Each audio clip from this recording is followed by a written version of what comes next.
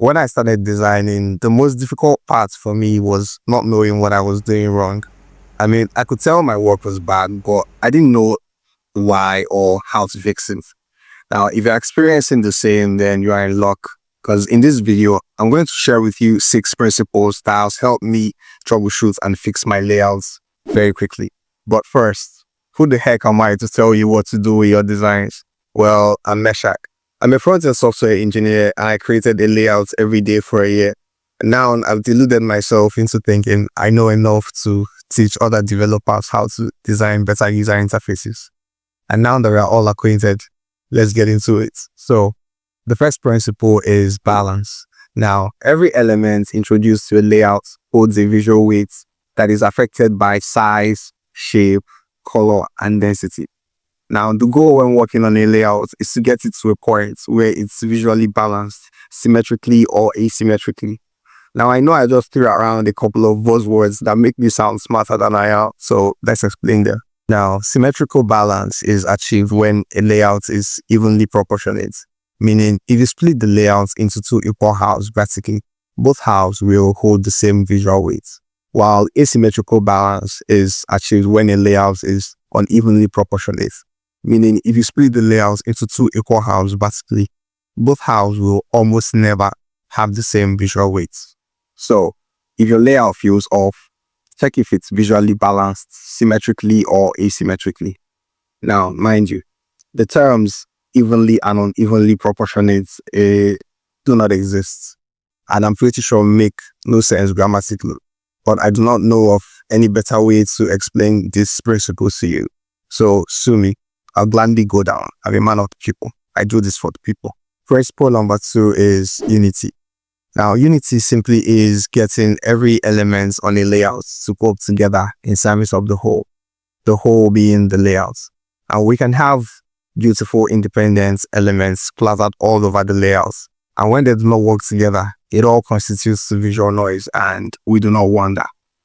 So, how is unity achieved on a layout? Gee, I'm glad you asked. Unity on a layout is achieved through repetition of colors, sizes, shapes, and placements. So if your layout feels disjointed, it probably lacks unity. At number 3, we have negative space. Now, negative space is the part of a layout that is occupied by nothing. That nothing is as important to the layout as pausing is important when giving a speech. Too much spacing is bad. Not enough spacing is even worse. When elements are placed closer to one another, we assume that they belong together and vice versa. On a layout, we use negative space to achieve this grouping. So if your layout looks confusing, ensure you are using negative space properly. Principle number 4 is emphasis and hierarchy. Now, emphasis and hierarchy are how we define how the user experiences our products.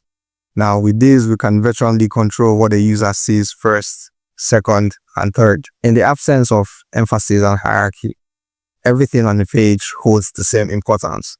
And if everything looks important, then nothing is important. And you're basically leaving it up to your user to decide what to see, and you do not want that. But who am I? Feel free to disregard this information and try it for yourself. See what happens. Now, principle number 5 is contrast.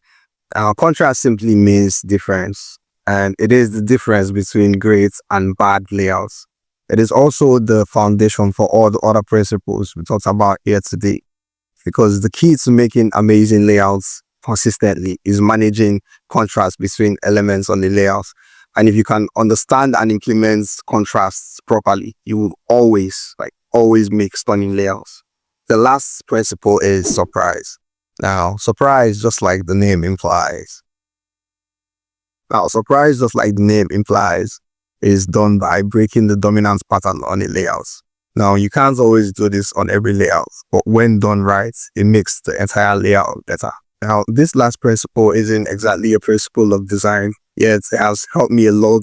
So if your layout feels boring, then do something that breaks the pattern of the layout. It could be having elements float around the layouts and creating an illusion of motion, or having a text break out of its text block to create a disruption of some sort. Yeah, that works as well. So if you found this helpful and you feel like helping me out as well, then maybe give me a thumbs up, and maybe, just maybe, if you're feeling generous, then hit the subscribe button as well. See you in the next one.